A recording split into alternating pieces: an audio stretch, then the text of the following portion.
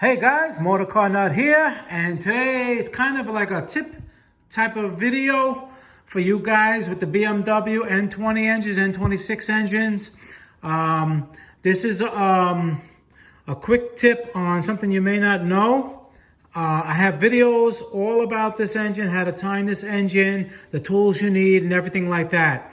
But you want to check them out. I'll put links on those.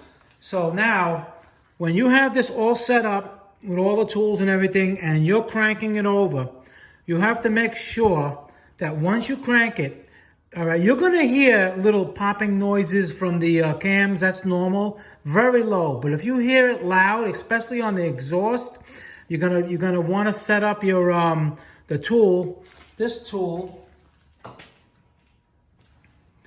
Okay, when you do one complete revolution of the cams, that's 2 on the crank. All right, you're gonna put this back on, right? Now, when you put it back on, and what you have to pay close attention to is the exhaust cam. Okay? Now, you look over here, you see? It's nice and flat, it's flush. All right, the pins are in on the sides, see? No problem, pins are in, nice and flush. That's how you want them. If, when you put it in, this one is like a little, here, let me take this out and show you. If this one is like a little bit like this, you see like that?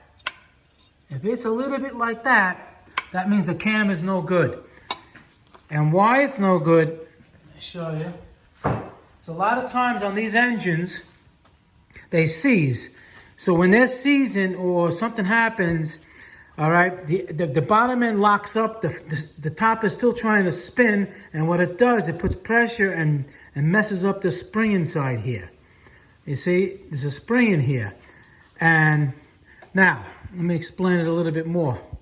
So when you're turning it, all right, you're turning it and turning it and turning it, this moves a little bit inside, that the springs and everything has to have enough pressure to keep it aligned. So when you put that tool back in, all right, when you put the tool back in, it's not a little bit counterclockwise.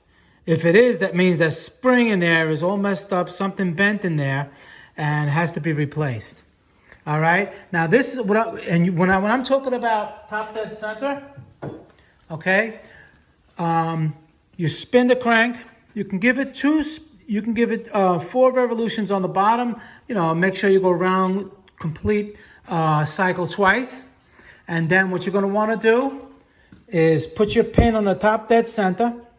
Make sure your oil pump balance shaft pin is in nice, so you know you're top dead center. And then you get the tool that I just showed you, this one. All right, do not put this one in there. Do not put the fork one in there, because what that'll do, that'll realign them again, and you won't know if it's off. You just use the other tool that goes into the circles over here. All right, and like I told you, it has to be flush against the head on both sides. If it is, you're at top dead center, you spun it, and it is, then you're good to go. If it's not, watch. You got to watch out for the exhaust cam. Okay, unless it's going to give you all kinds of codes, and you're not going to know what it is, and it's going to drive you crazy. Quick tip. All right, guys, Motor Car Nut, please subscribe, hit that like button. Any questions below pertaining to the video, leave them. I answer all my questions, try to get you guys right back on the road. If you learned something, I'd appreciate a super thanks or a donation to the channel.